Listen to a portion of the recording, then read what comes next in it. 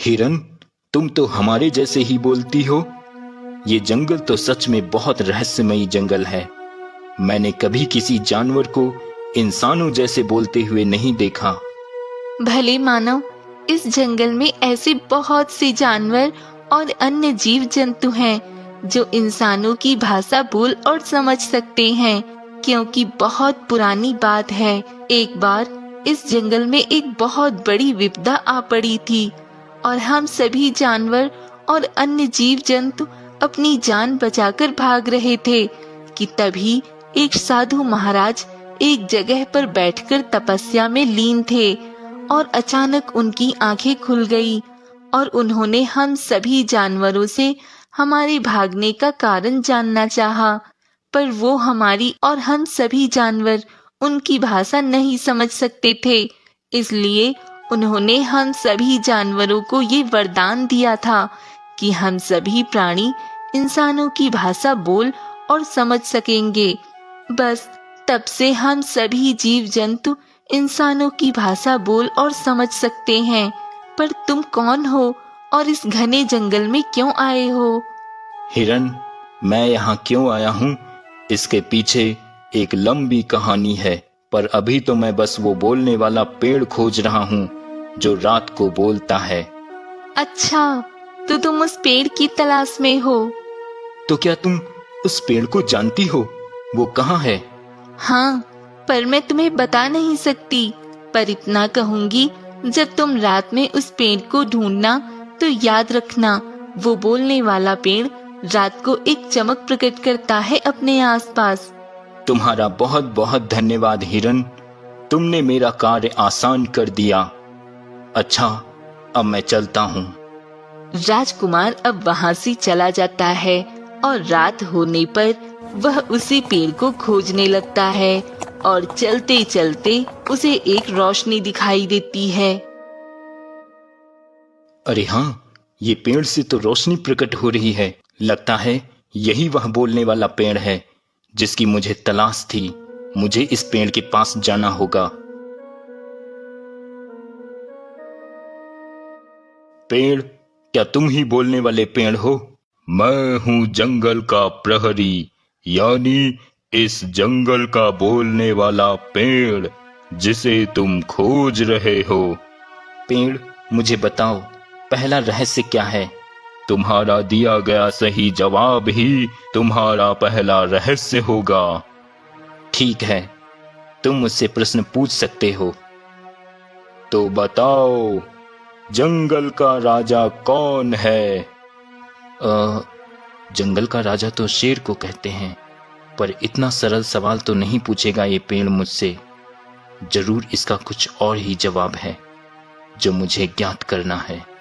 जंगल का राजा कोई शेर या ताकतवर प्राणी नहीं, बल्कि यह जंगल स्वयं है जो सभी को अपने नियमों से बांधता है।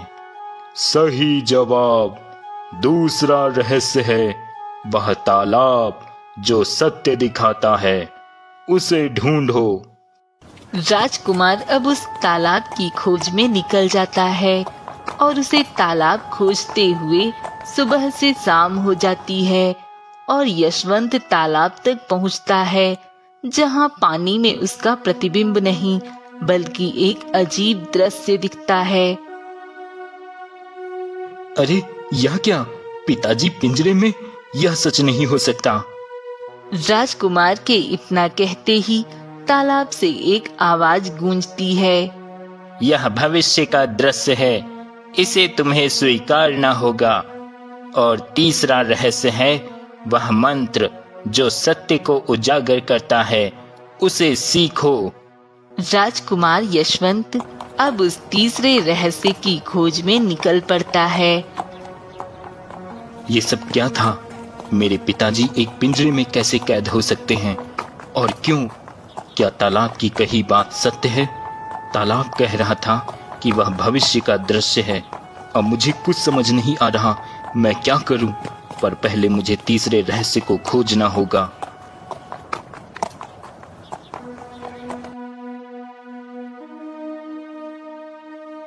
ये मंदिर, इस जंगल में ये मंदिर का होना कहीं ये तीसरे रहस्य का कोई हिस्सा तो नहीं?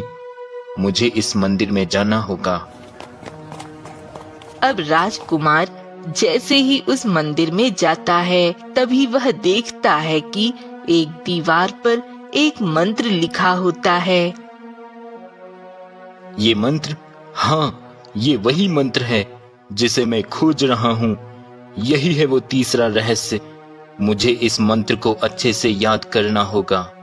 अब राजकुमार उस मंत्र को बार बार पढ़ता, जिससे वह मंत्र उसे याद हो जाता। और अब वह जैसे ही उस मंदिर के बाहर आता है, तभी वह अचानक अदृश्य होकर एक गुफा में प्रकट होता है और उसे वहां एक दिव्य कुंड में लगा दिव्य पुष्प दिखाई देता है। ये कैसी शक्ति थी? मैं अचानक गायब होकर यहाँ कैसे आ गया? और मेरे सामने वो दिव्य पुष्प भी है। अब राजकुमार वह दिव्य पुष्प तोड़ लेता है और जैसे ही गुफा से बाहर निकलता है, वह फिर से गायब होकर वहीं प्रकट हो जाता है, उसी मंदिर के पास। और अब राजकुमार वह पुष्प लेकर अपने राजमहल की ओर निकल पड़ता है। वाह बेटे, तुमने पुष्प ला दिया। अब तुम्हारे दादाजी की आत्मा को शांति मिलेगी। पिताजी, मुझे इस जंगल में कुछ अजीब दिखा और वह दृश्य मुझे बार बार परेशान कर रहा है। मुझे सच जानना है कि आखिर वो क्या था और मुझे क्यों दिखा। और उसने कहा था कि वह भविष्य का दृश्य है। बेटे, तुम अब कुछ भी मत सोचो, बस ये पुष्प मुझे दे दो। राजकुमार यशवंत अचानक अपने पिता को बेहोश कर देता है और जंगल में सीखा मंत्र पढ़ता है।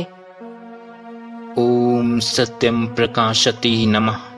राजकुमार जैसे ही मंत्र पढ़ता है, तभी वहां एक साधु प्रकट होता है, जिसके हाथ में एक पिंजरा है और पिंजरे में एक तोता कैद है। यशवंत, तुमने सत्य को उजागर कर लिया।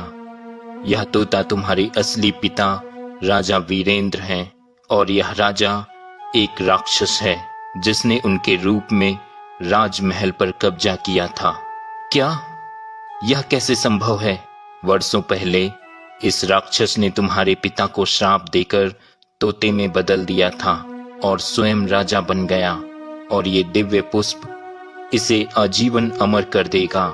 इसलिए इसने छल से तुम्हें ये दिव्य पुष्प लाने को कहा। राजकुमार, ये दिव्य पुष्प मुझे दे दो। मैं पुनः इसे इसकी जगह पहुंचा दूंगा। और अब समय है सत्य को स्थापित करने का और इस राक्षस को सबक सिखाने का। साधु मंत्र पढ़ता है, पिंजरे का तोता चमकता है और राजा वीरेंद्र के रूप में प्रकट होता है। बेहोश पड़ा राजा एक राक्षस में बदल जाता है। तभी साधु उसे पिंजरे में कैद कर लेता है। यशवंत, तुमने मुझे मुक्त कर दिया। मैं तुम पर गर्व करता हूँ। और साधु महाराज, आपने मुझे फिर से एक जीवन दान दिया है। अगर आप ना होते तो आज मैं पुनः अपने वास्तविक रूप में नहीं आ पाता। मैं वापस आऊंगा, मैं वापस आऊंगा। नहीं राक्षस, तुम अब नहीं आओगे, क्योंकि तुम अब मेरे साथ मेरे तपोवन में रहोगे, जहां तुम्हारा अहंकार नष्ट हो जाएगा। अब साधु पिंजरे समेत गायब हो जाता है। यशवंत अपने असली पिता को पाकर बहुत खुश होता है।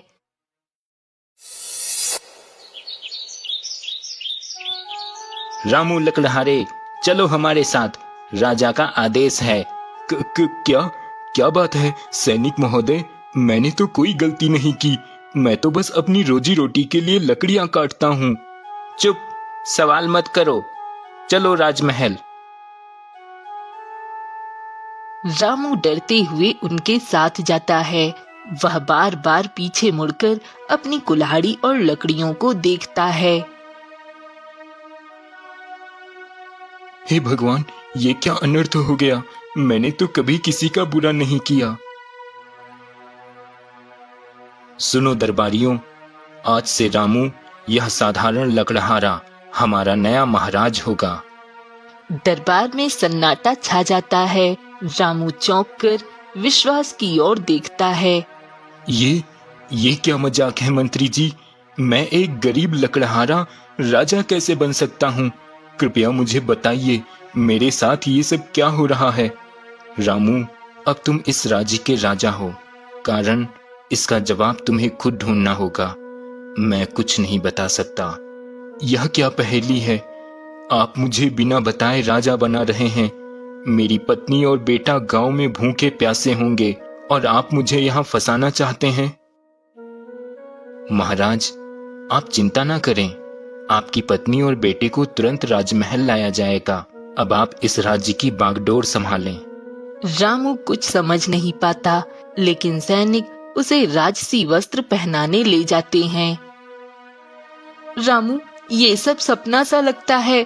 हम जो कभी 2 वक्त की रोटी के लिए तरसते थे, आज राजमहल में हैं।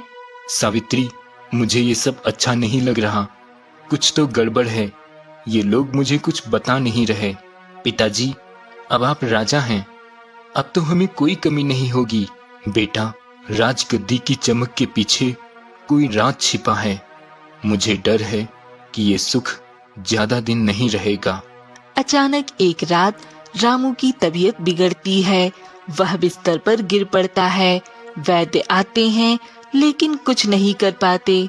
अगली सुबह रामू की हालत और बिगड़ जाती है और वह बेहोश हो जाता है। विश्वास फिर से दरबार में आता है। छोटू, अब तुम्हें अपने पिता की जगह लेनी होगी। तुम इस राज्य के नए राजा हो। नहीं, मैं अपने बेटे को राजा नहीं बनने दूंगी। तुम लोग कुछ छिपा रहे हो। इस राजगद्दी में कोई श्राप है। मेरे पति को क्या हुआ है? वो कुछ बोल क्यों नहीं रहे? बताओ, बताओ मुझे। महारानी, मुझे कुछ नहीं कहना। नहीं, मेरे पति को न जाने क्या हो गया है। वो कुछ भी बोल और सुन नहीं रहे हैं। कब से बेहोश पड़े हैं और अब मैं अपने बेटे को किसी मुसीबत में नहीं डाल सकती हूँ। माँ, मैं इस श्राप का पता लगाऊंगा। मुझे विश्वास है कुछ तो गलत है। मैं सच जान कर रहूंगा। छोटू जंगल में उस साधु की तलाश में जाता है, जिसके बारे में उसे पता चला कि उसने राज्य को श्राप दिया था। वह एक गुफा में साधु को तपस्या करते हुए पाता है।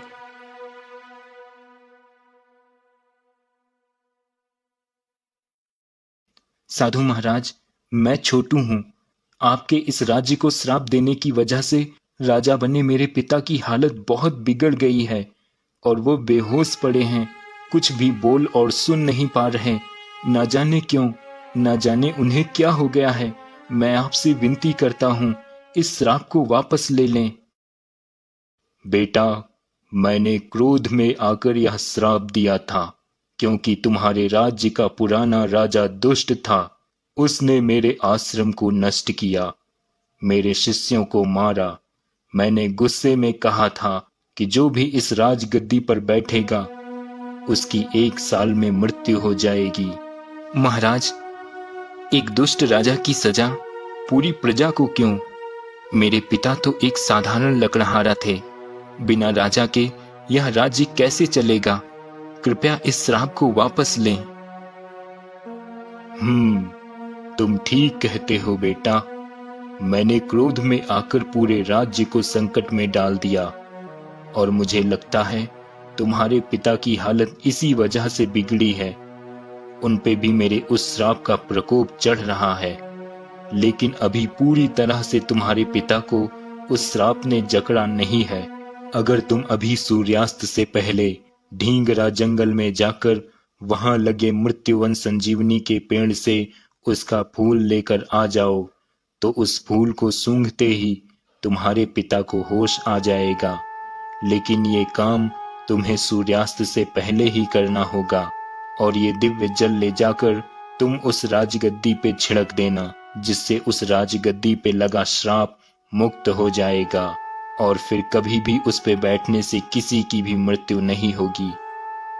साधु की बात सुनकर छोटू तुरंत ढींगरा जंगल की ओर निकल जाता है।